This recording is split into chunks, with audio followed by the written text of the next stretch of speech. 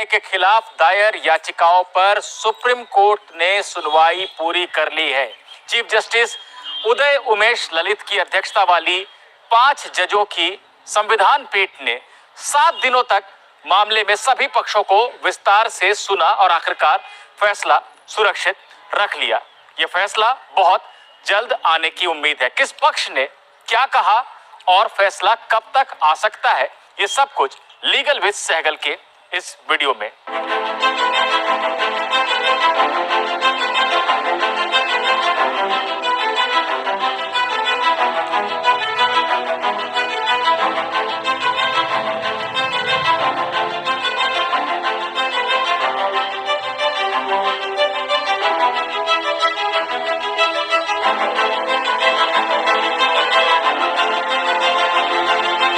जनवरी 2019 यानी पिछले लोकसभा चुनाव से ठीक पहले केंद्र सरकार ने आर्थिक रूप से कमजोर सामान्य वर्ग के लोगों के लिए आरक्षण की व्यवस्था लागू की थी। यानी वो तबका जो किसी भी तरह के आरक्षण का लाभ नहीं लेता है, जो सामान्य वर्ग है, जो ना एससी है, ना एसटी है, ना ओबीसी है, उसमें जो निर्धन तबका है उसको 10% आरक्षण मिलेगा सरकारी नौकरी में और उच्च शिक्षा में।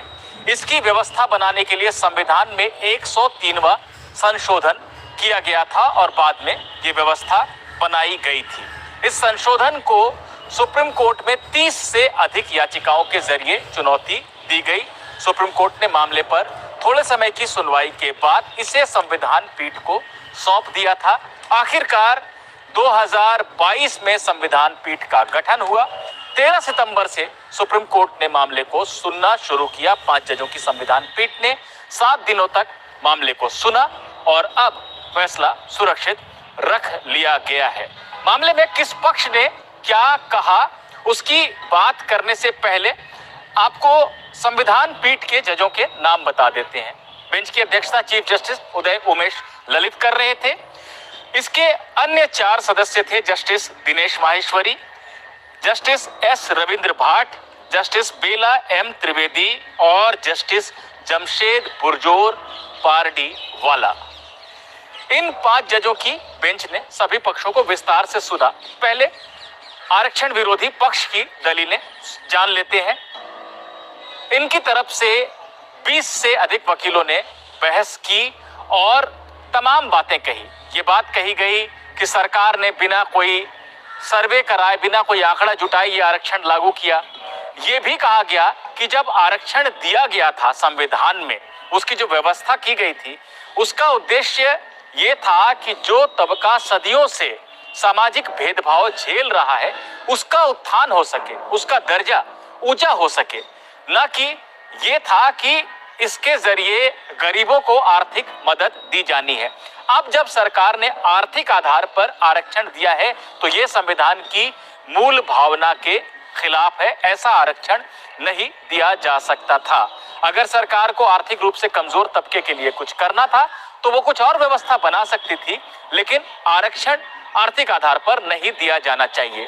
आरक्षण के विरोधी तबके ने यह भी कहा कि अगर 10% आरक्षण सरकार को देना था आर्थिक आधार पर तो इसमें एससी, एसटी, ओबीसी के लिए भी जगह बनाई जानी चाहिए थी। क्या इस वर्ग में जो निर्धन तबका है उसे आरक्षण फिर नहीं मिलना चाहिए?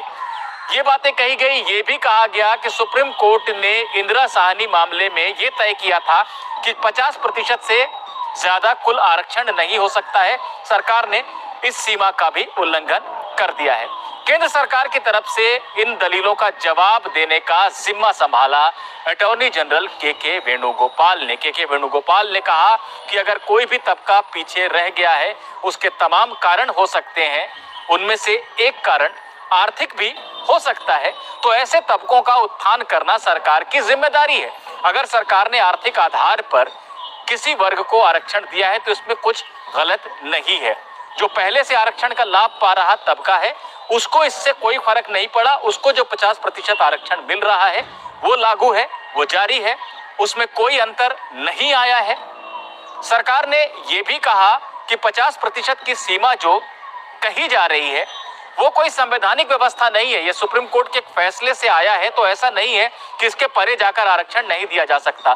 तमिलनाडु में ही 68% आरक्षण दिया जा रहा है और सुप्रीम कोर्ट ने या हाई कोर्ट ने अब तक उसे रद्द नहीं किया है। सरकार ने यह भी कहा कि जब शिक्षण संस्थानों में सामान्य वर्ग के गरीबों के लिए 10% आरक्षण लागू किया गया तो वहां सीटों की संख्या भी बढ़ाई गई ताकि जो तबका पहले से आरक्षण से वंचित था उसकी सीटों में भी कमी ना आने पाए। ऐसी तमाम व्यवस्थाएं की गई हैं और आर्थिक आधार पर अगर आरक्षण दिया गया है तो इसमें कोई गलती नहीं है। ऐसा आरक्षण देने से पहले संविधान के अनुच्छेद 15 और 16 में संशोधन किया गया, बदलाव किया गया और वो संशोधन पूरी तरह से संसद के अधिकार क्षेत्र में आता है, उसमें कोई गलती नहीं है। ऐसी सभी बातें सरकार की तरफ से कही गई। कोर्ट ने फैसला सुरक्षित रख लिया है। अब बात करते हैं इसकी कि ये फैसला आ कब तक सकता है। तो यहाँ ये जान लेना जरूरी है कि चीफ जस्टिस उदय उमेश ललित जो कि इस संविधान पीठ की अध्यक्षता कर रहे हैं, उन्हें 8 नवंबर को रिटायर हो जाना है। 8 नवंबर तक ही उनका कार्यकाल है। सुप्रीम कोर्ट में ये व्यवस्था है कि जो भी जज किसी मामले की सुनवाई पूरी कर लेते हैं वो रिटायर होने से पहले उस मामले का फैसला देते हैं। ऐसे में ये तय है कि इस मामले का भी फैसला यानी सामान्य वर्ग के गरीबों को आरक्षण देने के खिलाफ जो याचिकाएं हैं, जनहित अभियान समेत तमाम याचिकाकर्ताओं की जो याचिकाएं हैं उस पर 8 नवंबर से पहले सुप्रीम कोर्ट का फैसला आ जाएगा।